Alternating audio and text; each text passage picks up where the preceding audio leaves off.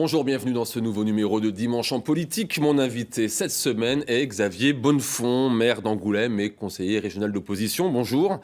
Il sera question dans cette émission de votre situation politique, bien sûr, depuis votre départ du Parti Les Républicains. Il sera également question du grand débat national, bien sûr, mis en œuvre cette semaine par le président de la République. Nous parlerons aussi des dossiers locaux avec le FIBD, les grands chantiers d'Angoulême et puis des rapports entre la ville et l'agglomération du Grand Angoulême présidé par le socialiste Jean-François Doré. On commence donc, si vous le voulez bien, avec le grand débat national qui se veut une réponse au mouvement des Gilets jaunes. Une réponse qui vous convient ou que vous trouvez insuffisante ? Nous le verrons, je ne veux pas préjuger bien évidemment des résultats. Pour autant, la méthode, je pense, est toujours bonne d'inviter au dialogue. Après, il faudra voir comment ces synthèses d'idées, de doléances qui seront remontées au gouvernement seront traitées par le pouvoir en place. Parce que finalement, cette situation, c'est le résultat de plusieurs dizaines d'années, de plusieurs gouvernements qui se sont succédés et qui n'ont pas forcément su toujours écouter les Français comme il se doit. C'est quand même extraordinaire d'imaginer que le pouvoir politique ne sait toujours pas ce qu'attendent les Français de lui ou ce que veulent les Français. On a du mal à y croire quand même. Il faut vraiment passer par là, par un grand débat ? On a du mal à y croire, bien évidemment, mais bien évidemment, je crois aussi que le président de la République et que le gouvernement a aussi ses orientations. Pour autant, il faut avoir à l'esprit que quand même, il y a moins de 2 ans, lors des élections présidentielles, nous avions eu un premier tour assez extraordinaire. Nous avions 4 candidats à quelques points seulement à l'issue du premier tour. Et ce qui démontrait déjà quand même de grosses fractures dans l'électorat ou des attentes très différentes dans l'électorat français.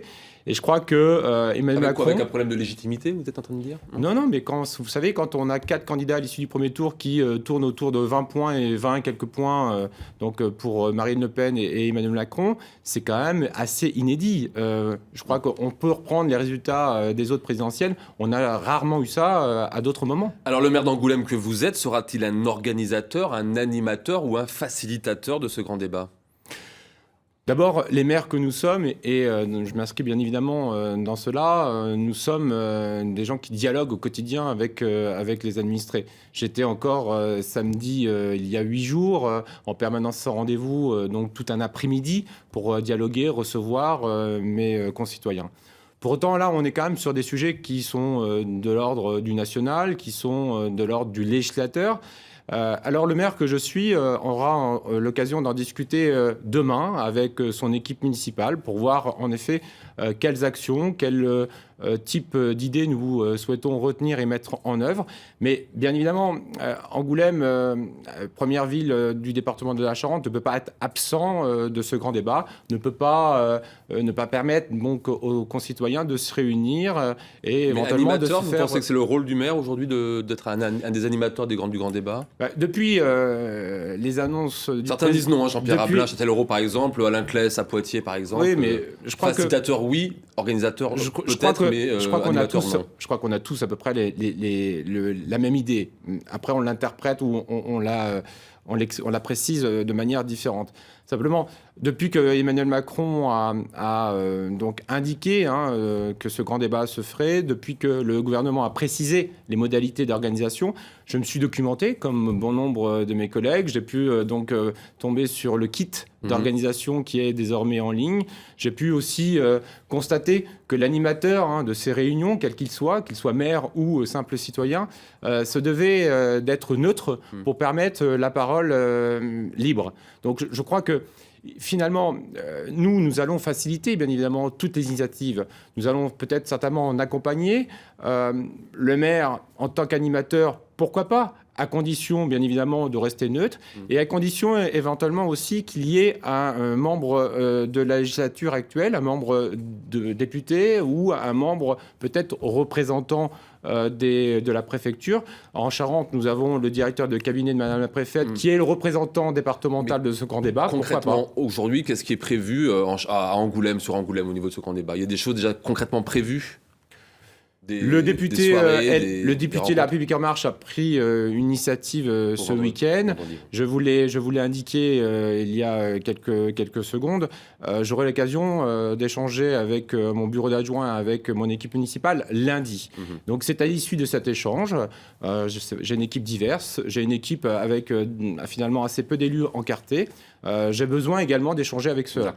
Alors je vous propose de voir ce démarrage du grand débat national avec la rencontre d'Emmanuel Macron face aux maires ruraux. C'était mardi soir, on en parle juste après.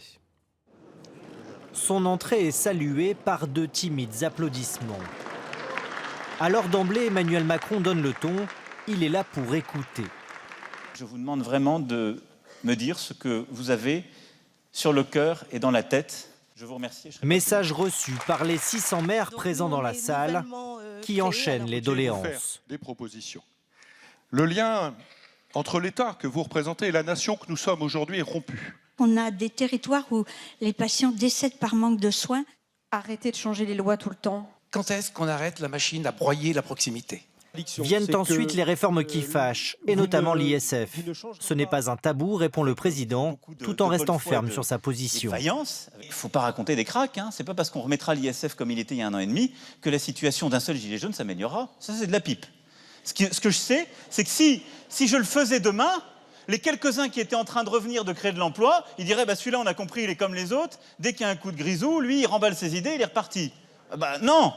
Merci Bernard. Sur les 80 km/h, le chef de l'État se montre plus conciliant et ouvre la porte à des aménagements. Il n'y a pas de dogme. Au final, près de 7 heures d'échange, un véritable marathon. Les maires semblent séduits sur la forme, mais partagés sur le fond. Là, j'ai senti quelqu'un qui avait repris confiance en lui, qui sait où il va, et ça me semble important. À l'heure actuelle, je n'ai pas encore le sentiment qu'il comprenne qu'il doit changer le cap et qu'il doit revenir sur un certain nombre de ses décisions.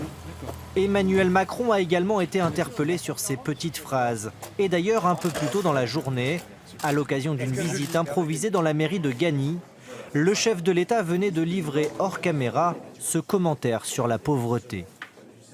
Une partie du traitement de la pauvreté est dans les personnes qui vivent en situation de pauvreté. En les responsabilisant, en les aidant à s'en sortir, en les considérant, on va davantage responsabiliser. Parce qu'il y en a qui font bien, il y en a qui déconnent.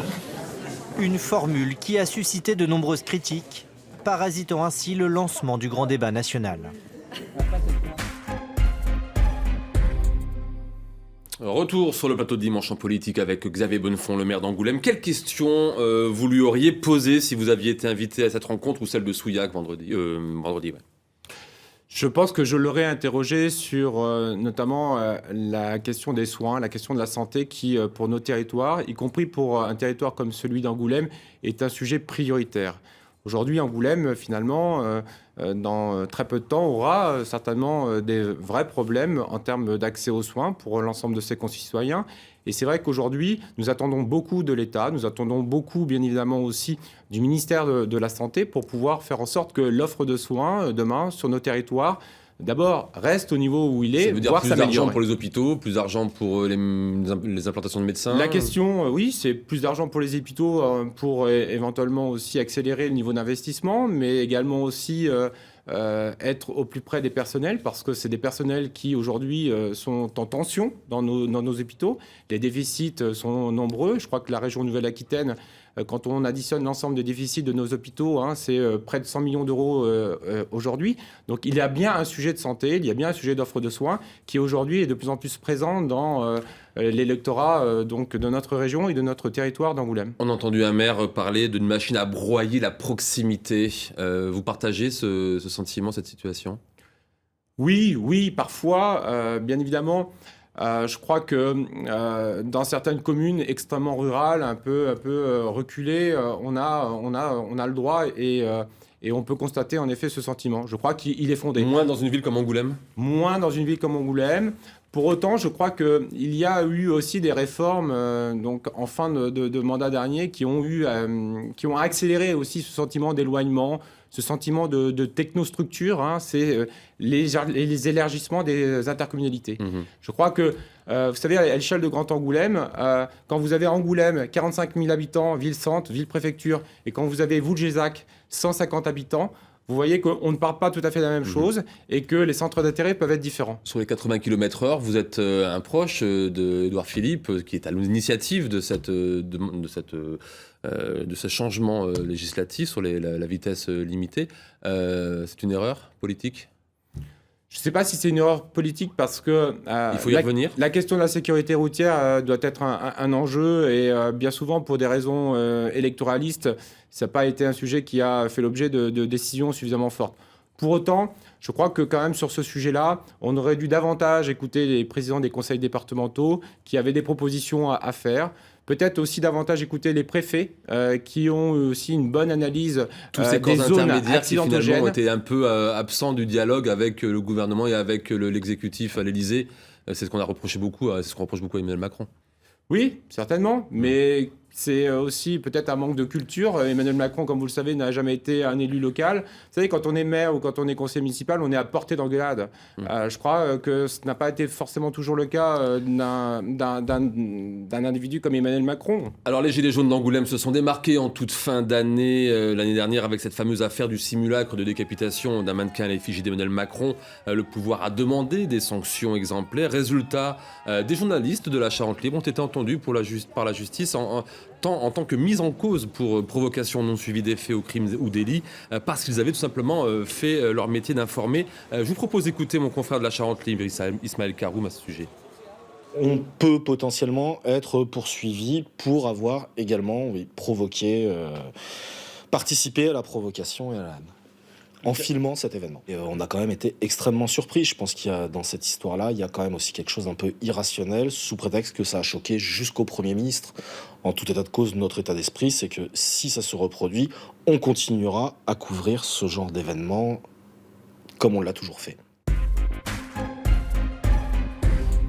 Xavier Bonnefond, est-ce qu'il n'y a pas un peu d'hystérie du côté du pouvoir quand on voit ce qui s'est passé ?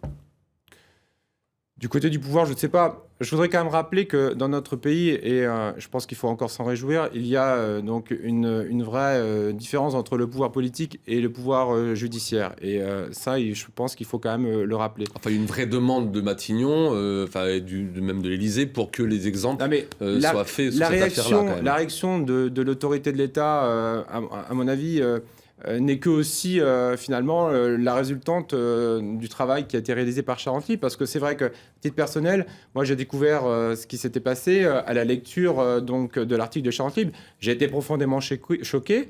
Finalement, j'ai pu constater que assez peu d'élus locaux quand même ont condamné ce qui s'est passé. Mais moi, avoir le nom de ma ville, donc d'Angoulême, associé à cette manifestation, ça m'a forcément dérangé. Voilà. Je rappelle quand même que la ville d'Angoulême avait mis à disposition ce site, qui est un site public, donc des Gilets jaunes, alors qu'il l'avait demandé pour réaliser une manifestation pacifique, une manifestation avec une pièce de théâtre. Et d'ailleurs, c'est pour ça aussi que la préfecture avait autorisé cette manifestation. Donc il y a eu là vraiment un mauvais comportement quand même des Gilets jaunes. Je pense qu'il était naturel et plutôt sain que Charente-Libre finalement fasse écho à cela, mais il est aussi naturel que le pouvoir judiciaire puisse en tout cas traiter, et on verra quelles sanctions seront appliquées demain, en tout cas aux auteurs de cette manifestation. Alors je mets à part les journalistes parce que bien évidemment je suis comme beaucoup donc un soutien bien évidemment à la liberté de la presse et à la nécessité donc qu'ils fassent leur travail dans de bonnes conditions. On parle un peu de vous. Vous avez quitté les Républicains en octobre dernier en déclarant reprendre votre liberté. Vous étiez en prison ? Non, mais vous savez, quand on est dans un parti politique, on est aussi donc obligé parfois de suivre une ligne. Ça faisait quelques années... discipliné, on dit. Ça faisait quelques années que je pouvais être assez critique sur différentes actions, sur différentes prises de position, sur différentes méthodes également de management au plus haut niveau de mon parti politique. Et donc c'est vrai qu'après 15 ans de vie politique militante, parce que j'ai pris ma carte en 2002 à l'UMP, et ça a été ma première carte en politique, j'ai tourné une page, et aujourd'hui j'ai repris quelque part ma liberté. Aujourd'hui, Sachant que votre ancienne formation est écartelée aujourd'hui justement entre ceux qui partent au Rassemblement national de Marine Le Pen et puis les autres qui, comme Dominique Bussereau, rejoignent libre la formation de Valérie Pécresse. C'est un constat d'échec évident de la droite française. Le fossoyeur, c'est qui? C'est Emmanuel Macron ou c'est Laurent Wauquiez?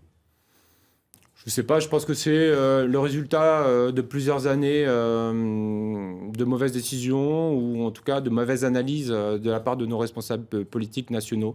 Pas forcément uniquement dans ma propre famille politique, en tout cas celle qui était la mienne il y a encore quelques mois. Je pense que c'est global. Aujourd'hui, il faut faire de la politique différemment.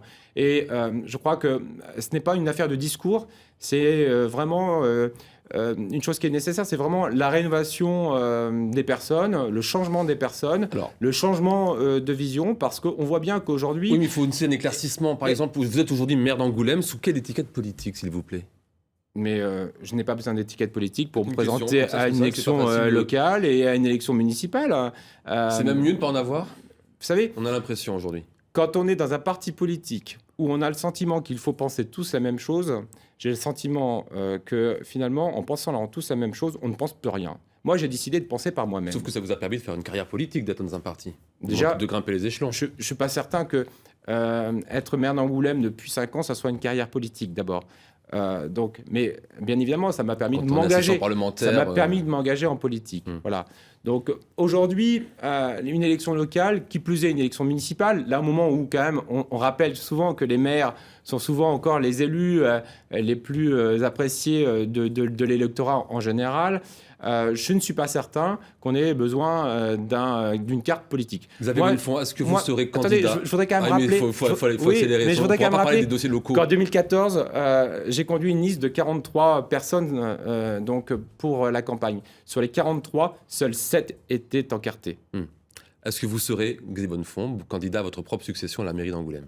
J'aurai l'occasion de le dire dans quelques mois. Vous pouvez le dire maintenant. Non mais attendez, vous savez, plus d'un an d'un scrutin, il peut se passer beaucoup de choses. Qui aurait prédit le 17 novembre dernier le début d'un tel mouvement comme les Gilets jaunes? Donc nous le verrons. Il y a aussi un scrutin qui est tout aussi important, qui s'appelle les élections européennes fin mai. Viendra aussi d'ici la fin du... Vous comptez être candidat? Non. Il y a pas de... Là, par contre, je peux vous répondre. Je ne serai pas candidat. Il y aura aussi, d'ici la fin du premier semestre, pour moi, l'occasion, avec mon équipe municipale, de dresser un bilan de ce que nous avons fait, de voir si nous voulons continuer, quand est-ce que vous comment et dans quel cadre. Voilà. Quand est-ce que vous l'annoncerez? Avant ou après l'été.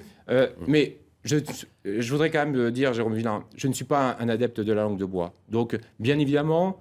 quand on est maire depuis 5 ans, qu'on n'a pas réalisé l'ensemble de son projet, même si la quasi-totalité auront été au moins impulsées, on a envie de continuer, bien évidemment, pour pouvoir terminer ce qu'on a commencé à faire. Est-ce qu'un rapprochement avec La République En Marche est en vue au vu des prochaines élections municipales?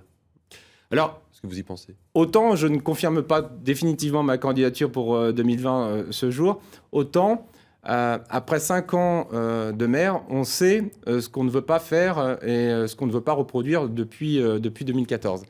Et d'abord, je referai une liste, si j'étais candidat, avec très peu d'encartés, et je ferai une liste qui ne sera pas le résultat d'accords politiques avec des apparatchiks. Chat échaudé, craint l'eau froide, si je comprends bien. Bien sûr. D'accord. Et puis, je vais vous dire... j'ai fait surtout une liste de compétences, une liste de personnalités de quartier. Donc, en 2020, ça m'a porté bonheur en 2014. Donc, si je représente ma candidature, je referai la même chose. Allez, au niveau local, votre situation politique est paradoxale. Xavier Bonnefond, sur le plan strictement municipal, votre opposition, elle est franchement affaiblie et sans véritable leader. Mais au niveau de l'agglomération, vous êtes esseulé face au pouvoir grandissant du président du Grand Angoulême, Jean-François Doré. Comment expliquez-vous ça? Et comment vous le vivez? Votre analyse n'est pas tout à fait juste.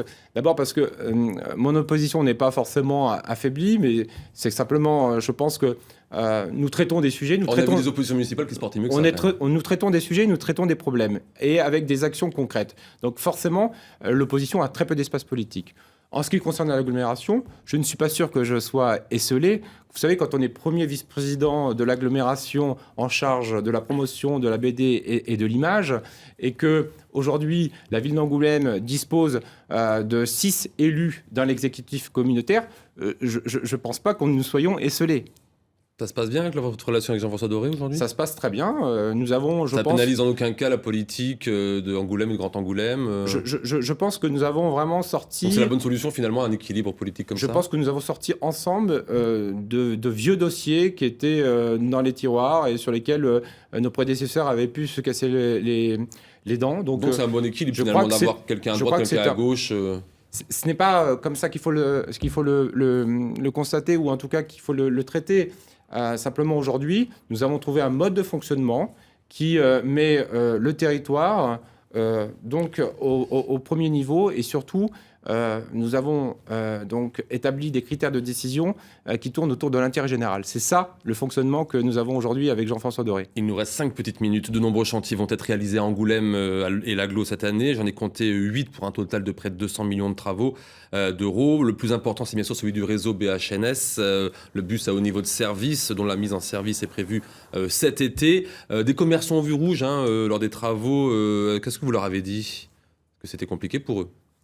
Et c'est souvent comme ça dans beaucoup de villes.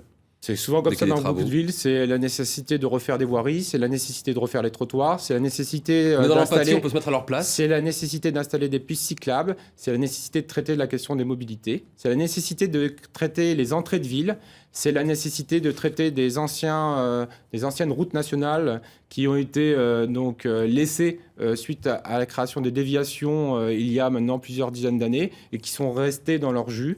C'est la nécessité, justement, de dresser, bien évidemment, les contours d'une nouvelle ville. Alors, bien évidemment, pour les commerçants, ça passe par des moments difficiles. Pour autant, dans beaucoup de projets maintenant structurants, il y a des budgets qui sont destinés à les indemniser, donc à les aider à passer le cap. Ce sera le cas pour le BHNS sur le plateau? C'est déjà le cas sur toutes les zones de travaux. En ce qui concerne le plateau, donc après le municipal, si j'ai bien compris. Le projet a été totalement revu. Il y aura très peu de travaux qui concernent notamment le centre-ville. Il y aura en effet une deuxième phase en 2021-2022 pour lesquelles Angoulême pourrait être concerné en effet sur la station Franquin, mais ça reste uniquement des travaux pour la station Franquin. Un mot sur les actes de délinquance qui ont émaillé l'actualité angoumoisine ces derniers mois. Vous avez même été jusqu'à appeler des CRS en renfort. Est-ce que c'est là un échec de votre mandat? Non, je ne crois pas qu'il y a eu un échec de notre mandat. D'abord, vous savez, sur les questions de... La vidéosurveillance, ça n'a pas été... Finalement, c'est pas dissuasif. Non, c'est assez finalement limité. Le seul avantage quand même de la vidéoprotection que nous avions décidé en début de mandat, c'était quand même aussi pour permettre de remettre du bleu sur le terrain. De remettre du bleu là où il n'y avait pas forcément de caméra et au contact de la population.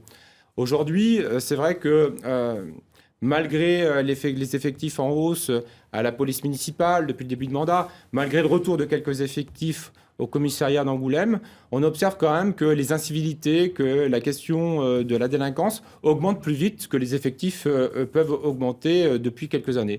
C'est pour ça d'ailleurs qu'à l'issue d'une réunion avec les commerçants, pour le cœur de ville notamment, nous avons décidé non seulement donc d'aller plus loin, d'aller plus fort.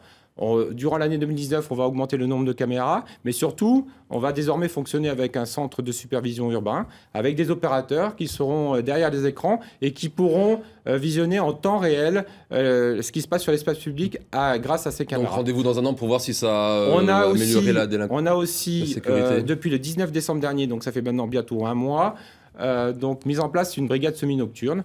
Donc désormais à Angoulême, il y a un effort supplémentaire porté par la ville, aux côtés de la police nationale et donc de l'État, pour plus de sécurité. Allez, Xavier Bonnefond, chaque édition du FIBD, du Festival international de la bande dessinée, commençait à avoir son lot de polémiques, mais pas cette fois. Est-ce que ça veut dire que le festival et Angoulême, c'est désormais gravé dans le marbre? Enfin gravé dans le marbre? Presque. J'ai dit presque parce que c'est vrai que depuis maintenant 2-3 ans, le festival a retrouvé une bonne santé, a retrouvé un rayonnement plus important, a retrouvé une vivacité, a retrouvé une créativité. Et donc ça, c'est de bon augure, bien évidemment, pour Angoulême. Mais il y a aussi des choses sur lesquelles les collectivités locales, avec, je l'espère, demain, le concours de l'État, nous devons faire mieux demain. Je pense aux questions d'infrastructure sur lesquelles il faut qu'on s'améliore. Il faut qu'on puisse profiter demain d'un certain nombre de structures qui existent, qu'il faudrait rénover sur le territoire. Je pense à la halle à SNCF, qui est une piste sérieuse pour nous et qui renforcerait le pôle de la gare et le pôle de l'Alpha lors des festivals, mais également pour d'autres événements culturels. Et puis je pense supplémentaires pour le coup. Et puis je pense aussi des investissements oui, mais municipaux. ça serait de l'investissement qui aussi serait source d'économies de fonctionnement pour le festival et donc pour les collectivités. Et puis il y a également aussi quelque chose qui est très important et qui relève exclusivement donc de la ville, avec le concours quand même du festival, de la Cité de la BD et de l'École urbaine supérieure de l'image. C'est notre candidature au réseau des villes créatives de l'UNESCO qui doit aussi donc améliorer la visibilité à l'international d'Angoulême et de son festival. L'image de marque. Puisque nous parlons de l'image, j'ai lu que la Cité de la BD voulait créer des ponts avec Bordeaux. Des projets sont en phase d'élaboration. Est-ce qu'il n'y a pas un danger à ce que Bordeaux absorbe tout à un moment donné? Vous savez bien que c'est tentaculaire, on a l'impression que cette ville veut tout avoir finalement. D'abord, ces accords, c'est la suite logique de ce que nous avons impulsé il y a quelque temps avec un accord de coopération que nous avions d'ailleurs pu discuter et commenter ici même ensemble. Et donc, ça montre bien qu'il y a des choses qui se produisent, des choses concrètes. Moi, je crois pas à cela. Je crois qu'il faut arrêter de penser à l'idée que Bordeaux absorbe tout, absorbe Angoulême. Je crois plutôt à la qualité d'Alain Juppé de développer sa ville et sa métropole, mais tout en reconnaissant les qualités des territoires qui sont autour de Bordeaux. Entre cinéma francophone avec le FFFA et bande dessinée internationale avec le FIBD, quel festival ressemble le plus à Angoulême, vous avez Bonnefond? Je crois que c'est les deux, parce que finalement, ils sont complémentaires. Bien sûr, le premier de nos événements restera la BD, parce que c'est notre identité, c'est celui qui quand même dure depuis 46 ans. Et quand on se déplace dans le monde et qu'on parle bande dessinée, on voit bien que le nom d'Angoulême est immédiatement associé. Après, le nouveau festival, qui est le festival du film francophone, maintenant depuis 11 années, c'est quelque chose de formidable. C'est quelque chose qui aussi met à l'honneur un certain nombre de choses qui se passent à Angoulême, avec le pôle image Magélis, et qui prennent de l'ampleur. Un dernier mot de culture, nous reste 10 secondes. Avec la venue début février de Dieudonné à Angoulême pour jouer son spectacle, vous autorisez, vous interdisez? J'ai vu ça sur les réseaux sociaux, en effet, comme vous. Je crois savoir que c'est donc à l'extérieur d'Angoulême qui se déplacera. À titre personnel, bien évidemment, si j'en avais le pouvoir, je condamnerais bien sûr sa venue. C'est la fin de cette émission. Merci Xavier Bonnefond d'avoir accepté notre invitation pour voir ou revoir ce numéro de Dimanche en politique. Je vous invite bien sûr à vous rendre sur notre site internet la semaine prochaine. On poursuit notre série des grandes villes de la région. Mon invité sera Jean-François Fountaine, maire de La Rochelle. Pour leur place au journal de la mi-journée présenté par Clément Massé. Excellente journée à toutes et à tous. À dimanche prochain.